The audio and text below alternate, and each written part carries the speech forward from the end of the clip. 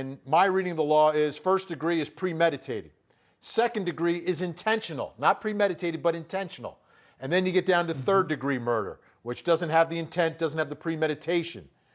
What you saw in the video, does it fall into which of those three categories, if any? All of them. In fact, it's premeditated murder. Come on, let's call it what it is. I've seen plenty of cops out here. And when that man says he cannot breathe anymore, and that officer has had specialized training where he knows what those moves and those holds are going to do to somebody, and now he's getting confirmation, not just once but twice, but also from trained professionals, medical professionals, telling him on the scene that he's got to let up or he's going to kill the man. All you need is a split second, 1 second before the murder, and it is now qualifies for premeditated murder. That fool should be in handcuffs and in a jail cell somewhere, but because he's wearing the same uniform and looks like the same tribe as the rest of those officers out there, somehow he's not. Explain that to me. And the reason why the other three got fired? That's simple. Because they took an oath as well to protect and to serve, and they stood by there and they watched that poor man die and suffocate, which is a horrible way to go. And they're out as well? Come on, man. Yeah, you know, Vinny, when I watch this Michael, video, oftentimes... Go ahead. Yeah, let me just... When you watch these videos, and quite a few times I've seen where officers, they're performing some sort of hold or something on the perp, and the perp is resisting because it hurts, or in this instance, it feels like it's killing them.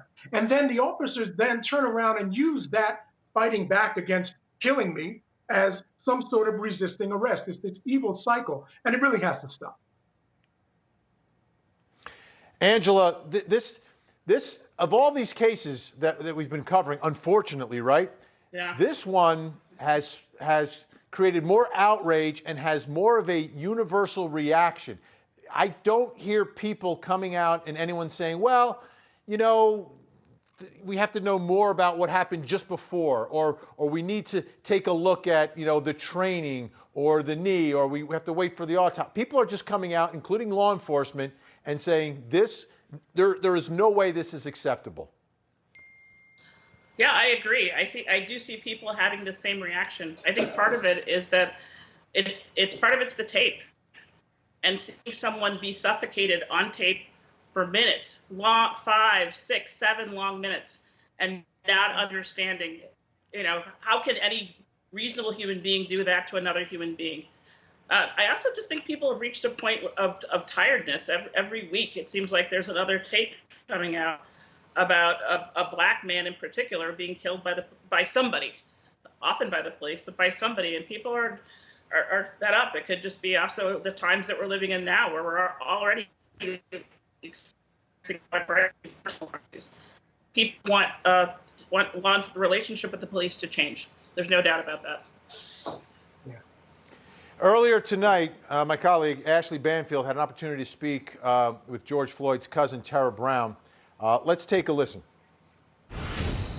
There was a prominent attorney who advocates, you know, against this kind of injustice, who tweeted out that he was proud of the courage that it took for these protesters. And I think the photo that was accompanying was, you know, fire and damage. And I wondered how you thought about that. Well, we obviously don't condone that. We don't want to see, you know, destruction and chaos.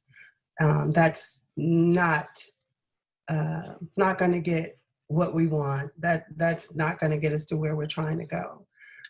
We do want to say that as much as possible, we want people to protest, but just do it peacefully and in a way that, you know, we're not hurting other people. Michael, we've seen the images over the past couple of nights, and hoping things calm down tonight, but it's been bad in Minneapolis.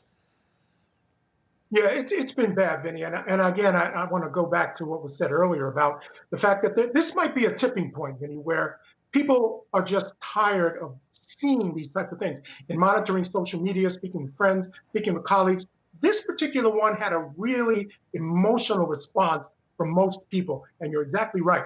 People aren't coming to the defense of these guys. Normally, you'll get statements from different areas saying, let's wait, let's not rush to judgment. And we did hear some of that. but certainly not as much as we normally hear. Because again, watching that tape, 5, 6, 7 minutes of what this man is doing, what this officer is doing to this man, it's just mind-boggling.